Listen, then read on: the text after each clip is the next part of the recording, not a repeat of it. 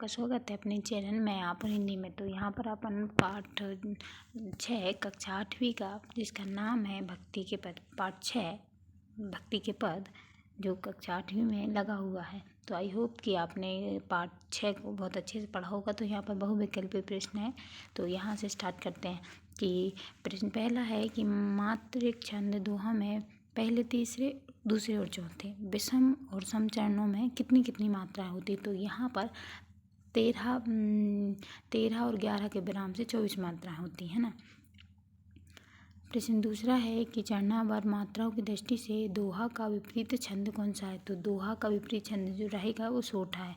प्रश्न तीसरा है कि श्री राम की भक्ति वाले इनमें से मुख्य कवि कौन है। तो मैन तुलसीदास जी रहेंगे, ऑप्शन नंबर सी सही रहेगा। प्रश्न चौथा है इनमें से कमल का पर्यायवाची कौन शब्द है। तो ऑप्शन नंबर डी पंकज। प्रश्न 5वां है इनमें से शुद्ध वर्तनी वाला शब्द कौन सा है। तो ऑप्शन नंबर सी वाल्मीकि, जो एकदम करेक्ट या सही लिखा हुआ है। रिक्त स्थान की पूर्ति कीजिए। प्रश्न 6वां है कि सूरदास जी ने भगवान की भक्ति को कामधेनु के समान माना या बताया गया है। जिस प्रकार एक कामधेनु मतलब जो कुछ मांगो उससे वो देती थी, उसी गाय के समान सूरदास जी ने जो भगवान की भक्ति है उसको बताया। प्रश्न 7वां है कि मीरा भगवान श्री कृष्ण की परम भक्त थी। 8वां है कि रामचरितमानस की रचना तुलसीदास जी ने की थी। 9वां है भक्तिकाल के प्रसिद्ध कवि सूरदास जन्मांध थे।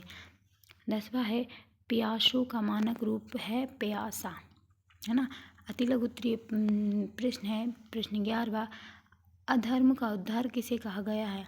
अधर्म का उद्धारक किसे कहा गया। तो उत्तर रहेगा अधर्म का उद्धारक भगवान श्री राम को कहा गया है। प्रश्न 12वां है प्रभु जी तुम चंदन हम मूरा, पंक्ति में घन का अर्थ क्या है। प्रभु जी तुम घन बन हम मूरा, पंक्ति में घन का अर्थ क्या है। तो पंक्ति में घन का अर्थ जो है वो रहेगा घन या हरा भरा वन या जंगल। मेनली घन का अर्थ है जंगल से, है ना। ठीक है, इतना भी लिख लो वो भी बहुत सही है। प्रश्न 13वां है कि गिरधर नागर किसे कहा गया है। तो उत्तर रहेगा गिरधर नागर भगवान श्री कृष्ण को कहा गया। प्रश्न 14वां है कि मात्राओं की गणना कर बता यह कौन सा छंद है। फूलहि फलहि न बेंत, यद्यपि सुधा बरसाहि जलद, मूरख हृदय न चेतन, जो गुरु मिलहि विरंचित सम। यह जो उदाहरण है उसका नाम बताना। तो यह सोठा छंद है और इसमें 11 और 13 मात्राएं होती हैं। लघु उत्तरीय प्रश्न पे आ जाते हैं कि रैदास की भक्ति किस भाव की थी, उदाहरण देकर लिखिए। तो उत्तर रहेगा कि रैदास की भक्ति दास या सेवक भाव की थी। प्रभु जी तुम स्वामी हम दासा, ऐसी भक्ति करी रैदासा। इतना भी लिख दोगे या फिर डायरेक्ट भी लिख सकते हो कि उनकी भक्ति दास्य भाव की थी या दास भाव की थी। प्रश्न 16वां पे आ जाते हैं। इस प्रकार सूरदास जी ने मन की तुलना जहाज के पंछी से की है, उसी प्रकार मन की तुलना किससे करना चाहेंगे और क्यों। आप लोग किससे करना चाहेंगे और क्यों। हम अपने मन की तुलना भक्त के रूप में करना चाहेंगे और क्योंकि ईश्वर की भक्ति के बिना मानव का उद्धार नहीं हो सकता। प्रश्न 17वां है कि अहिल्या का उद्धार कैसे हुआ। तो उत्तर आ जाएगा अहिल्या का उद्धार भगवान श्री राम के चरण स्पर्श से हुआ था। अहिल्या गौतम ऋषि की पत्नी थी जो पति के श्राप से शिला या पत्थर बन गई थी।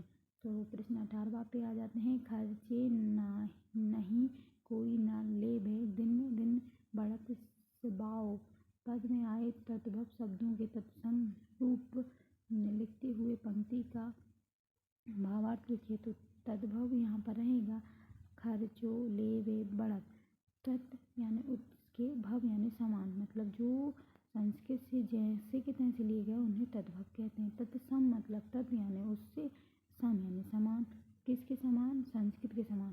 वैसे ही नहीं है, कुछ चेंजेस करके लिए, जैसे खर्चे ये तद्भव में आ जाए, खर्चे मतलब तत्सम में आ जाएगा, लेबे तद्भव और ले जावे मतलब तत्सम, बढ़त मतलब तद्भव और बढ़ना मतलब तत्सम। तो भावार्थ रहेगा भक्ति रूपी पूंजी या धन ऐसा धन है जो खर्च करने पर खर्च नहीं होता, उसे कोई चोर चोरी नहीं कर सकता, यह प्रतिदिन बढ़ता ही चला जाता है।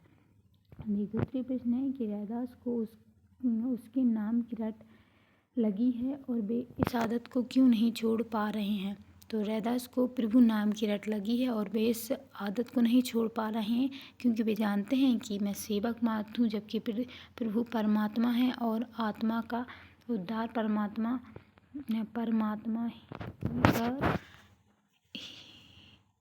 ही कर सकते हैं, है ना। यहाँ पर थोड़ा सा गलत लिखा है तो आप सुधार लीजिएगा। प्रश्न 20वां है कि भक्ति काल के प्रमुख कवि कौन कौन से हैं, उनमें से किसी एक के बारे में 5 पंक्तियाँ लिखिए। तो भक्ति काल के प्रमुख कवि हैं सूरदास, तुलसीदास, रैदास, मीराबाई, नंददास, रसखान, कबीरदास, रहीमदास, स्वामी हरिदास आदि। तो यहाँ पर अपन लोग सिर्फ एक को लेंगे तो उनके बारे में। सूरदास का जन्म 1478 ईस्वी में हुआ था। दूसरा पॉइंट रहेगा सूरदास जी जन्म से ही अंधे थे। तीसरा पॉइंट रहेगा सूरदास श्री कृष्ण के परम भक्त थे। चौथा रहेगा सूरदास ने ब्रज भाषा में रचनाएं की हैं। 5वां है सूरदास की प्रमुख रचनाएं सूर सागर, सूर सारावली, साहित्य लहरें, नागलीला आदि हैं। सूरदास ने अपने पदों में श्री कृष्ण की लीलाओं का वर्णन किया गया है। तो आशा करती हूँ कि आपको पाठ 6 बहुत अच्छे समझ में आया होगा। तो लाइक करें, कमेंट करें, शेयर करें। Thank you.